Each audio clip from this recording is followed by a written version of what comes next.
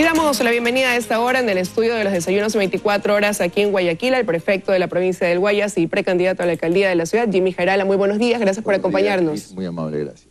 Bueno, oficialmente pues ha aceptado ser candidato a la alcaldía de Guayaquil y lo ha dicho después de pensarlo mucho, no por miedo, sino de tener algunas certezas, seguridades.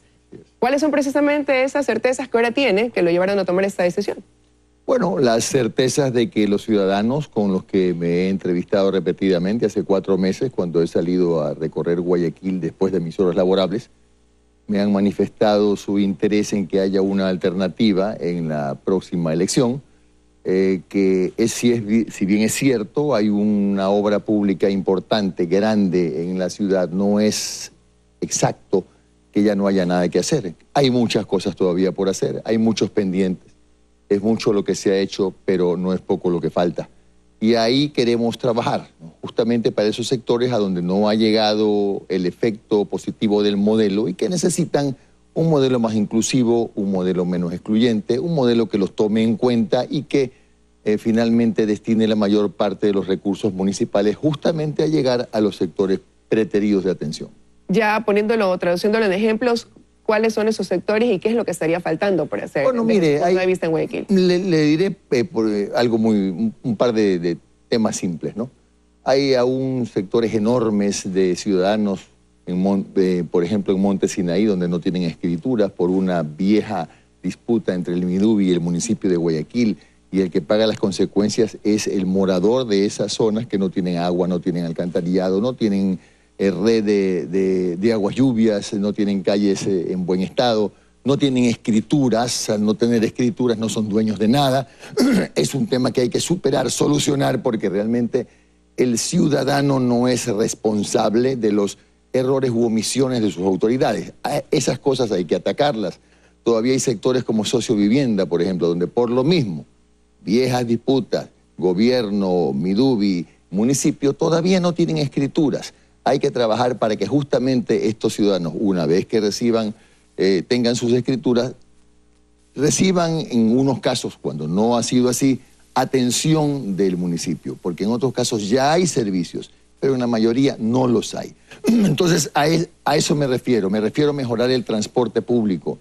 Tenemos que pensar en un transporte público incluso con una visión de futuro que integre en mejores condiciones transporte no contaminante a Durán y a San Borondón. Más adelante, pensar positivamente en la necesidad de que Guayaquil se convierta en un distrito metropolitano, por ejemplo, para esa integración del transporte público.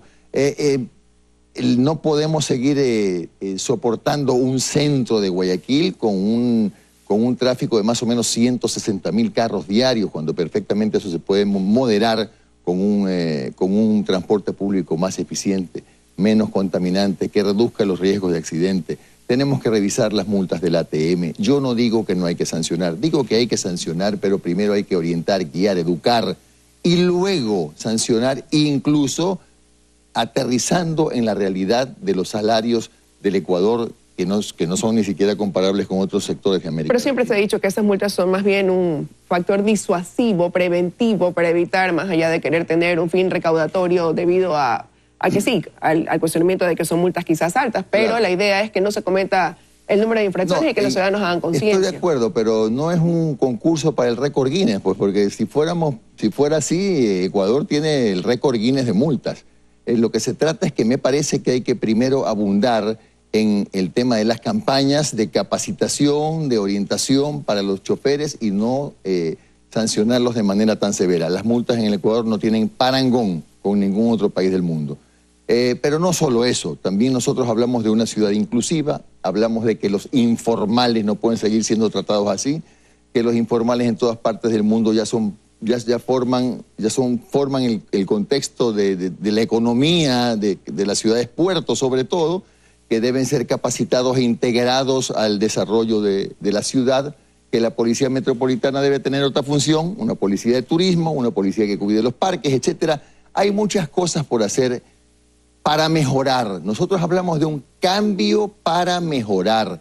No estamos hablando de un cambio para retroceder. Por eso yo rechazo a aquellos que dicen o comentan que hay que elegir entre el progreso y el atraso. Discúlpeme, hay que elegir solo por una vía, y la única vía es el progreso. Y ese progreso lo puede dar la experiencia, y la experiencia la tenemos nosotros a lo largo de 9 años de administración en la provincia, donde las pruebas están a la vista y sería un poco largo enumerarlas, ¿no? ¿Y qué le lleva quizás a pensar que Guayaquil sí quiere ese cambio cuando hoy por hoy tiene un alcalde que goza con más del 80% de aprobación de su gestión de los guayaquileños y por ende aprueban más bien esto que él ha venido implementando en Guayaquil en los diferentes ámbitos? Me hace pensar ese mismo 82% que tiene el prefecto provincial en estos 9 años.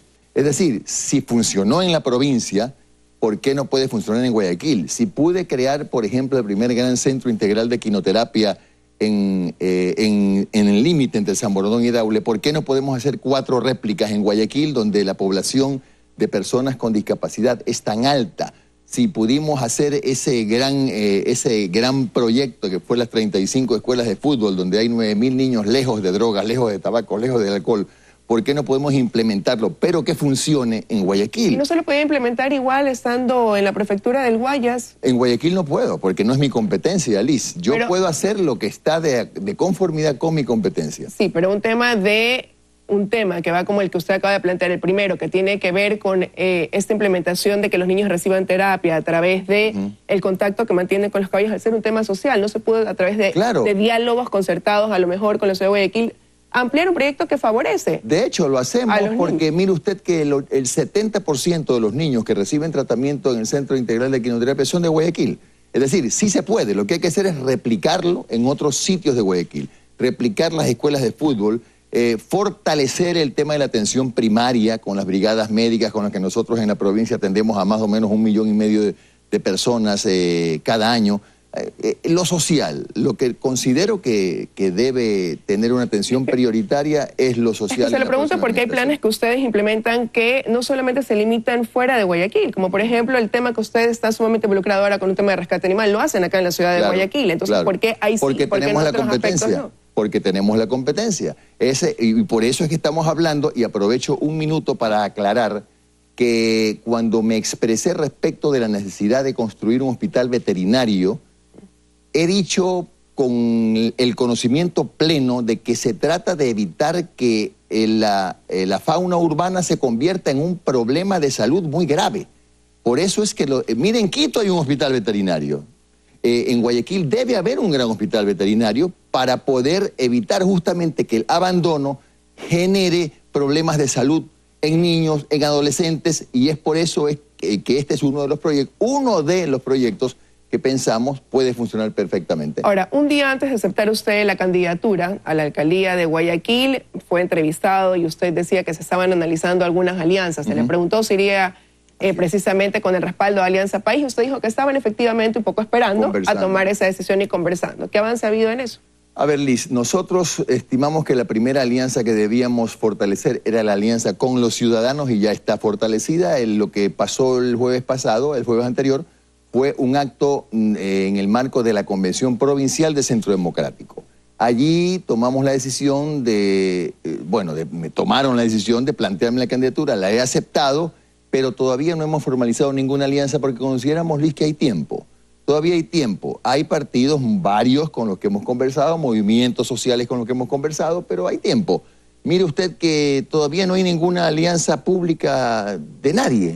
Entonces, las elecciones son en marzo. Hay tiempo suficiente para analizar las alianzas. ¿Mantienen conversaciones con FE? Mantenemos conversaciones con varios actores políticos. Hemos conversado con Democracia Sí, con País, con FE, con el Frente Somos Ecuador, que agrupa en Guayas a más de 60 colectivos sociales. Hemos conversado con los socialistas, hemos conversado con numerosos sectores, pero no hemos concretado ninguna alianza porque consideramos que hay que seguir trabajando en el fortalecimiento de la candidatura. Pero hay movimientos que ya comienzan quizás a evidenciar a quién apoyarían. Se dice que, por ejemplo, Suma va a apoyar a la candidata social cristiana Cintia Viteri. Bueno. Hay otros movimientos que están a la espera, por ejemplo, de ver qué candidato pone Creo, pero usted ha mencionado Democracia Sí, que parecería evidente el apoyo que le darán a ustedes. Si ustedes, por ejemplo, apoyan o respaldarían la candidatura de José Francisco Ceballos, ¿esperarían reciprocidad en eso? No, nosotros hemos dicho que Centro Democrático ve con simpatía la candidatura de José Francisco Ceballos, pero no hemos puesto absolutamente ninguna condición. Por eso es que cuando se produjo el acto de presentación el jueves, nos presentamos solos y en este momento estamos así, solos, y en el camino hay que seguir conversando porque queremos llegar a acuerdos sobre la base de programas. No queremos llegar a acuerdos sobre la base de yo te doy y tú me devuelves. De modo que por eso digo, hay que tomarlo esto con calma, hay tiempo, este ha sido un año atípico, una elección atípica, todo se ha adelantado, todo se ha acelerado por esta especie de transición que vivimos, por lo que considero que debemos esperar un poco. Ahora, de enero a julio de este año, 7 procesos fueron abiertos por $1.300.000 por la prefectura en pautaje publicitario y producción de estas piezas publicitarias.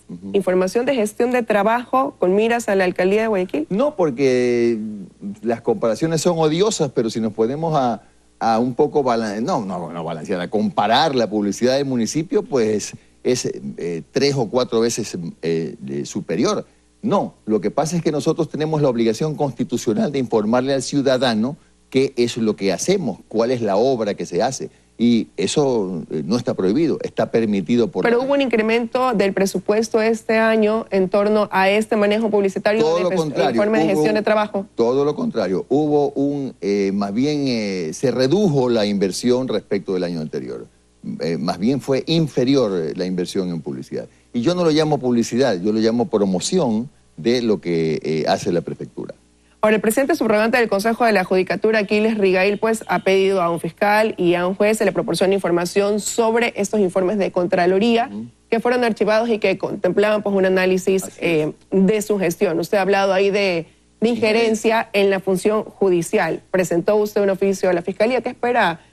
¿Qué respuesta espera usted de parte de eso? Bueno, lo primero que espero es que llegue la carta, porque resulta que la famosa carta del presidente subrogante, que es un acto de injerencia, no ha llegado pues a la Fiscalía. No obstante, nosotros tenemos listo un oficio que hoy presentaremos otro que presentaremos a la Fiscalía, dando cuenta de nuestra posición respecto de esos casos. Son casos que fueron archivados, que fueron debidamente investigados. Pero aquí de lo que se trata en el fondo, más allá de eso, más allá de que están archivados, tan archivados como el caso del doctor Rigail, que hasta el año 2008 tuvo uno por peculado. Está archivado, es correcto, tampoco se puede tocar. Son los mismos casos. En lo que a nosotros respecta, el problema es que a muchos les preocupa una candidatura diferente, una alternativa de candidatura. Parecería ser que en esta ciudad, y lo digo con mucho respeto porque así soy yo, y nadie me va a cambiar, que hay una suerte de condición. Para ser candidato a alcalde de Guayaquil tiene que ser social cristiano. Entonces, el sillón de Olmedo, tómalo León Febres Cordero, que fue un muy buen alcalde, tómalo Jaime Nebot, tómalo tú, Cintia Viteri. El sillón es de los guayaquileños, no tiene marca, no tiene sello y no tiene color. Eso lo ha pedido ahora el señor Aquiles Rigail, pero desde el mes de enero la Comisión Anticorrupción Capítulo Guayas viene también solicitando información respecto a estos informes, información que no ha recibido. En esa época ni siquiera se hablaba de una precandidatura de Jimmy Jarala como para asociarla al tema de la candidatura. Pedir información sobre estos archivos, este archivo de estos informes de Contraloría, más bien, no podría equivaler a un libre acceso a la información. Pero esta especie de persecución viene desde hace 5 años. Hay 7.000 causas archivadas en la provincia del Guayas. Solamente se preocupan de las que le archivaron al prefecto porque no se encontró la comisión de ningún delito. Eso revela no otra cosa que no sea temor, miedo, preocupación de la candidatura. Pero no le están pidiendo personas afines a una candidatura o de un partido político, lo está pidiendo el director subrogante del Consejo de la Judicatura y lo está pidiendo por medio de una carta.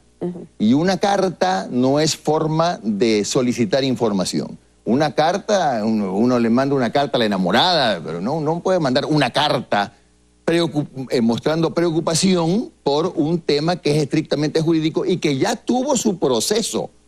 Le vuelvo a decir, el problema es que queremos seguir pensando que en Guayaquil hay que inferir que nada más que el modelo que nos han...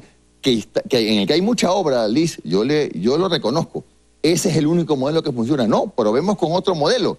Probemos ahora con un modelo más inclusivo, con un modelo diferente, con un modelo en que en que se reconozcan los derechos conculcados a muchos ciudadanos. Ese es el kit del asunto y es por eso que se dan todas estas cosas. Y coincidencia cada vez que soy candidato. ¿Y es casualidad que ahora usted comience a cuestionar lo que hace el Consejo de Participación Ciudadana Transitorio, que fue quien designó como encargado del Consejo de la Judicatura a Marcelo Merlo y que ahora, pues, evidentemente está siendo subrogado por Aquiles Rigail? Liz, ¿sabe usted que yo voté sí?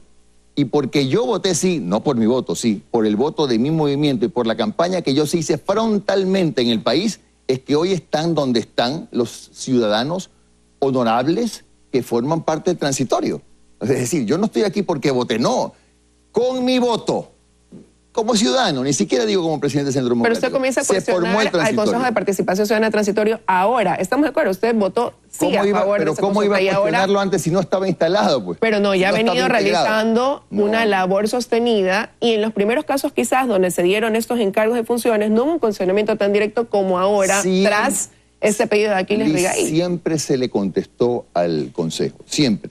Esta vez lo cuestionable ha sido la forma. Si no se hubiera hecho de esa forma, créanme que no habría tenido esta respuesta. Y no es mía.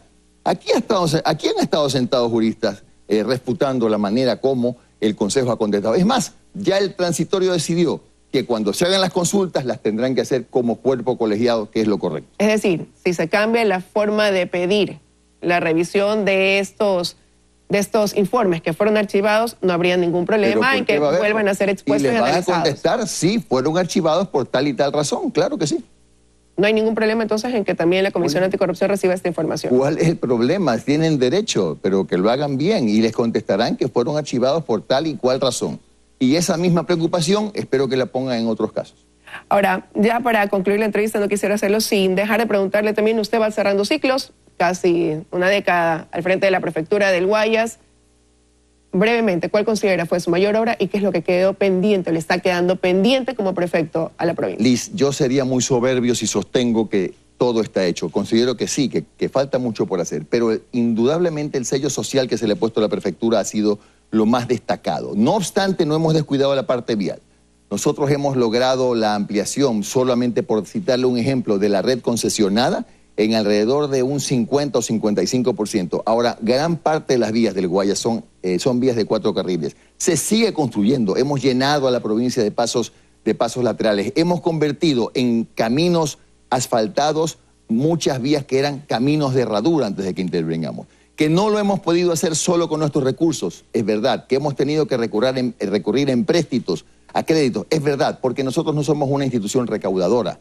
Lo bueno es administrar en lo menos, es administrar con limitaciones, como lo hemos podido hacer. ¿Y qué le queda debiendo a la provincia? No, como todo, seguramente habrá muchas vías que todavía no hemos podido intervenir y nos van a faltar, sí.